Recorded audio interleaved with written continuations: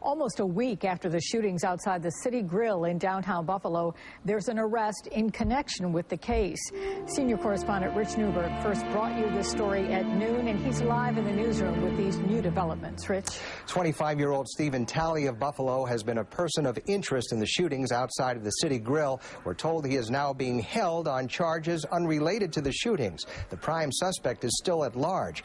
Also tonight, I am hearing a chilling witness account of what happened at the City Grill the night of the massacre. A witness senses trouble, we're told, about 10 minutes before the shooting. He calls 911 as fighting begins and says he was put on hold for almost a minute and a half on 911. He had requested an immediate police response with sirens. Security, he says, begins pepper spraying violent patrons, and then shots ring out. The witness is not happy with being put on hold, I'm told.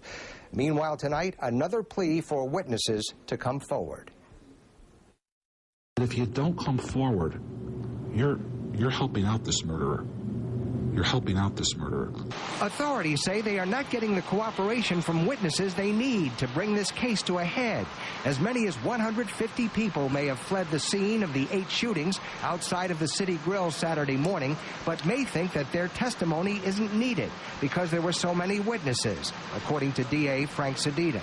Somebody feels that somebody else will come forward. Well, Rich, the problem is if everybody thinks that way, nobody comes forward.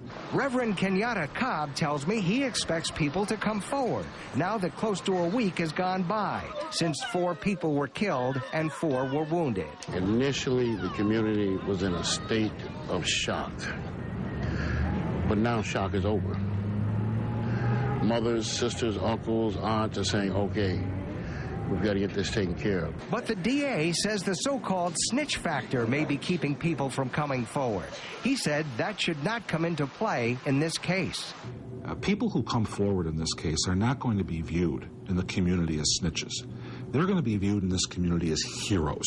Meanwhile, some who work in the downtown entertainment district are wondering why the name, picture, or description of the prime suspect have not been made public, as you might see on a most wanted poster. We should know who this is in case we see him down here or anywhere in the area. News 4 legal analyst Frank Clark told me giving that information out, especially a photograph, could jeopardize the case. If somebody sees the picture of the guy that they're supposed to identify, and then they go to a lineup and there the guy is, jeepers, who do you think they're going to pick? And the law says they're picking them because you saw the picture, not because you saw the person participate in the crime. So that calls the entire identification into question. But if you saw something that night, if you are a witness, police want you to tell them about it. The police tip line is 847-2255. You can call this number or text a tip. Reporting live in the newsroom, Rich Newberg, News 4 at 5.